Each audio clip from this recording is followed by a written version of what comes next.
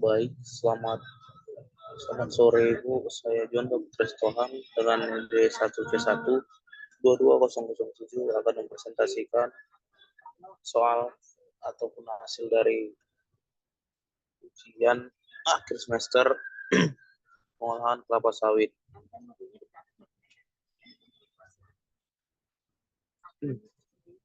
Tunggu sebentar, apa yang saya share-kan?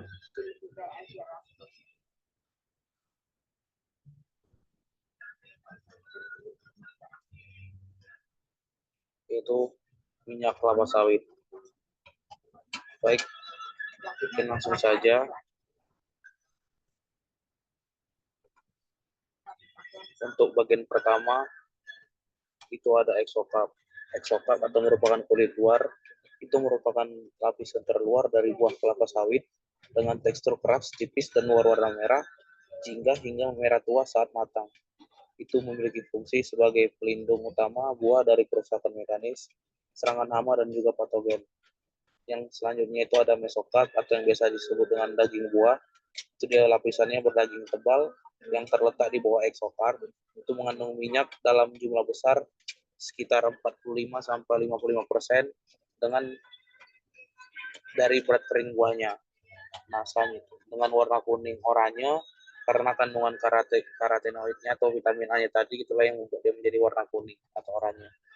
Dan juga merupakan sumber utama dari CPO atau crude palm oil.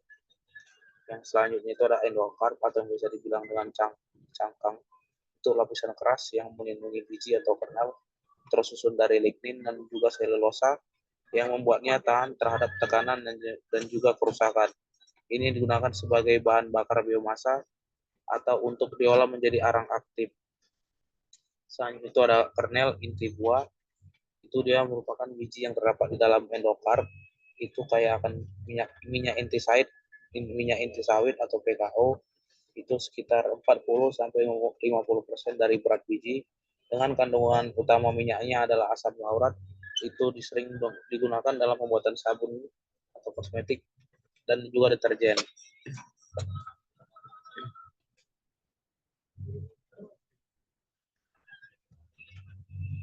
Yang selanjutnya itu ada pohon industri buah kelapa sawit. Untuk pohon industri dari buah kelapa sawit itu ada exocrap. Exocrap itu dia tadi bisa digunakan sebagai minyak goreng atau margarin atau biodiesel dan juga lain-lainnya. Dan selanjutnya ada kernel atau palm kernel oil, itu digunakan sebagai pembuatan sabun atau kosmetik karena kandungan asam lauratnya tadi. Yang selanjutnya itu ada cangkang, itu bisa digunakan sebagai energi biomasa. Yang keempat itu ada seratnya itu digunakan sebagai bahan bakar boiler. Dan untuk parameter mutu dari minyak kelapa sawit atau CPO, itu mencakup ada kadar asam lemak bebas, dengan kadar asam lemak bebasnya itu maksimal 5%, kadar air dan kotorannya itu maksimal 0,1%, dan untuk warna itu dia harus merah jingga yang cerah, dan untuk kandungan peroksidanya itu harus ada indikasi ketinggiannya, dan untuk bilangan iodin itu untuk menentukan tingkat ketidakjenuhan. Faktor penting pada proses panen dan pasca panen minyak kelapa sawit.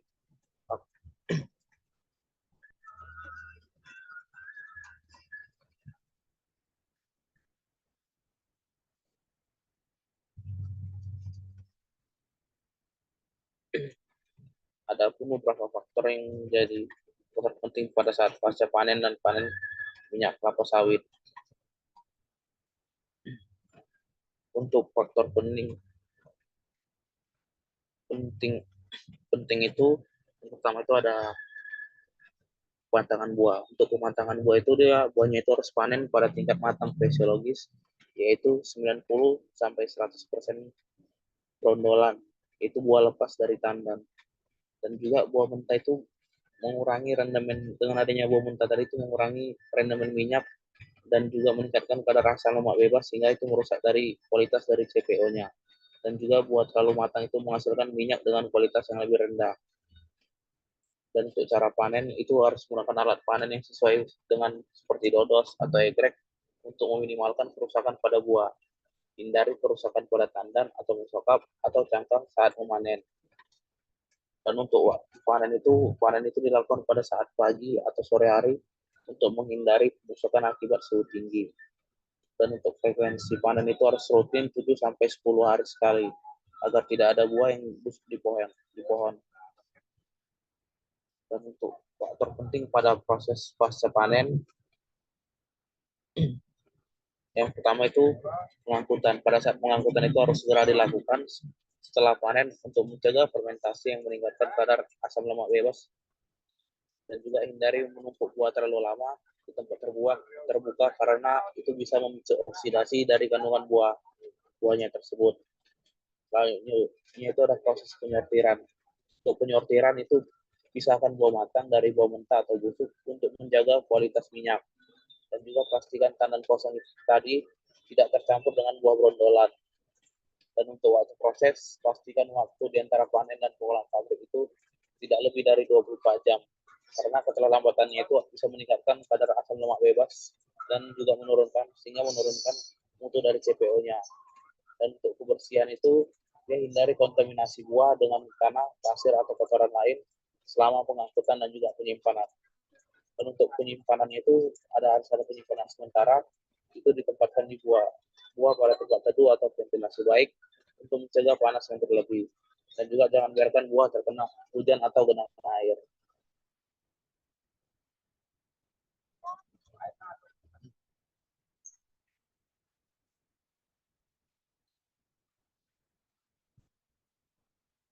Dan untuk tahapan pengolahan minyak kelapa sawit,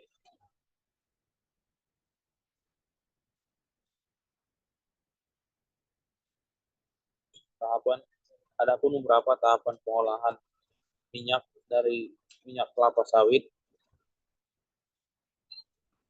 adalah yang pertama itu ada proses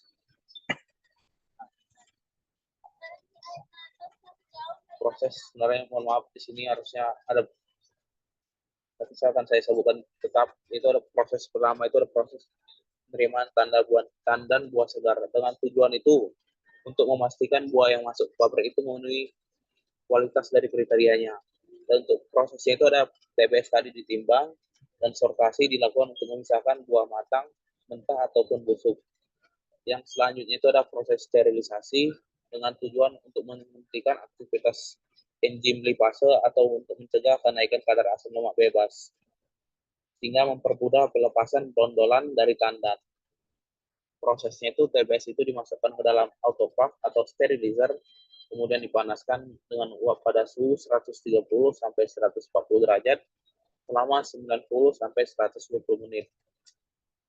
Selanjutnya itu ada proses perontokan atau tracing.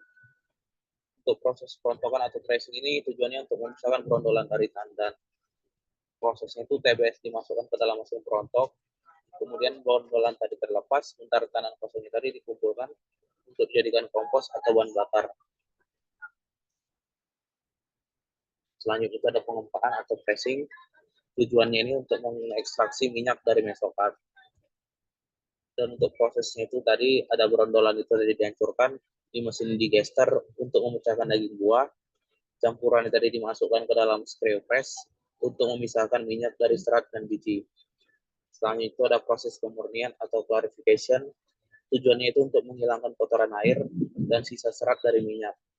Dan prosesnya itu ada minyak mentah dari proses pressing disaring menggunakan vibrating screen. Kemudian minyak dipanaskan dan dipisahkan menggunakan decanter atau centrifugate.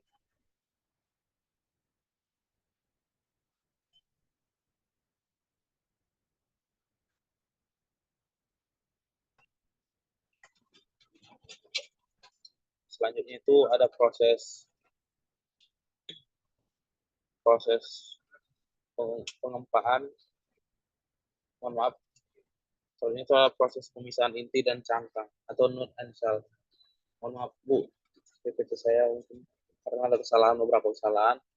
Untuk mungkin akan saya sebutkan beberapa tahapan yang kurang. Itu ada pemisahan inti dan cangkang. Untuk pemisahan inti dan cangkang itu tujuannya untuk memisahkan kernel atau inti sawit dari cangkang. Prosesnya itu biji diproses menggunakan hidroklon atau pemisah gravitasi, kernel dikeringkan dan disimpan untuk diolah menjadi minyak inti sawit atau PKO. Yang selanjutnya itu ada proses pemurnian minyak atau oil refining. Ini jika diperlukan, tujuannya itu untuk menghilangkan bau, warna, dan kotoran pada CPO untuk menghasilkan minyak goreng atau produk olahan lain. Dan proses ini dia melibatkan proses deguming, bleaching, dan deodorization. Dan terakhir itu ada proses penyimpanan pengemasan. Nah, tujuannya ini adalah menyimpan minyak sebelum distribusi. Prosesnya ini minyak dimasukkan ke dalam tangki penyimpanan dengan suhu terkendali untuk mencegah pengendapan.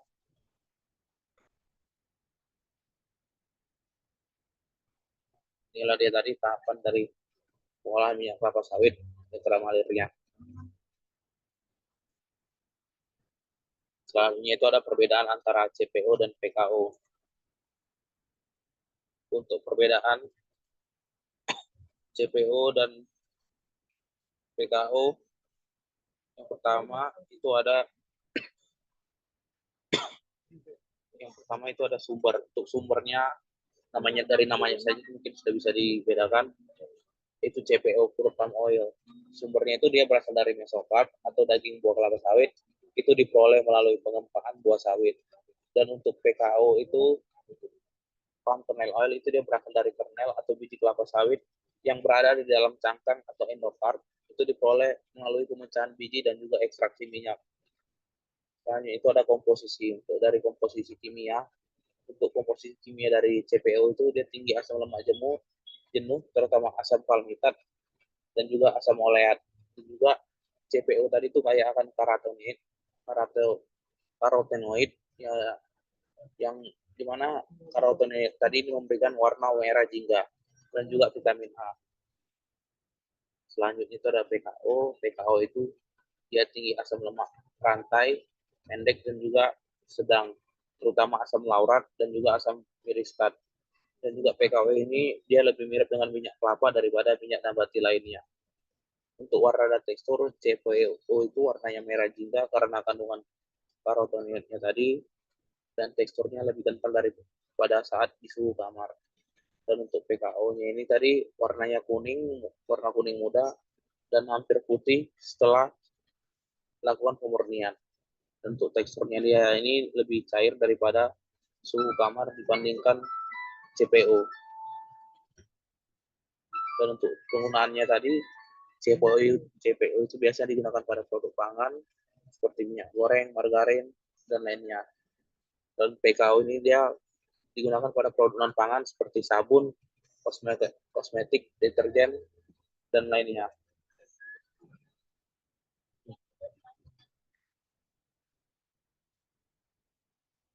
Dan ini adalah perbedaan antara CPO dan PKO-nya.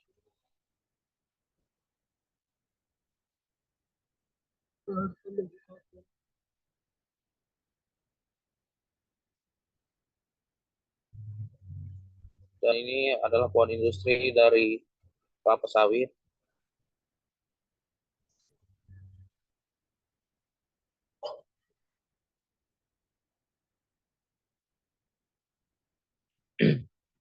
Untuk pohon industri kelapa sawit itu dia menggambarkan berbagai produk yang dihasilkan dari berbagai bagian kelapa sawit. Itu yang dimulai dari tandan buah segar, minyak sawit mentah,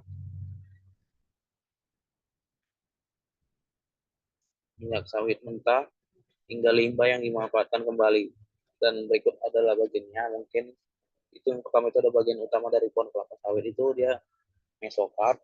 Itu ada dua produk utamanya tadi CPO, ada produk turunannya itu seperti minyak goreng, margarin, biodiesel, sabun, dan lilin. Dan untuk kernel itu produk utamanya PKO, dan produk turunannya itu kosmetik, sabun, deterjen, dan produk farmasi serta makanan seperti es krim ataupun coklat. Selanjutnya itu ada endokarp atau cangkang, itu produk utamanya biomasa dan juga arang aktif. Dan manfaat lainnya itu bahan dasar untuk produksi filter air dan juga masker karbon. Dan untuk tandan kosong, itu produk utamanya kompos organik dan juga bahan bakar biomasa. Manfaat lainnya itu ada mulsa atau untuk tanaman. Selanjutnya itu ada serabut, itu produk utamanya bahan bakar boiler dan pembuatan papan partikel. Selanjutnya itu ada limbah cair dari oil sawit tadi, yaitu untuk produk utamanya itu ada biogas sebagai pengganti LPG. Manfaat lainnya itu pupuk cair setelah melalui proses pengolahan. Nah, untuk gambar alur pohon industrinya itu ada TBS, dia diproses menjadi CPO dan kernel. CPO tadi diolah menjadi produk pangan dan non pangan. Untuk kernelnya tadi menghasilkan PKO untuk kosmetik, sabun, dan produk farmasi. Untuk cangkang, serat, dan tandan itu dimanfaatkan untuk energi dan produk turunan lain seperti arang aktif dan kompos. Dan limbahnya tadi diolah menjadi biogas dan juga pupuk organik.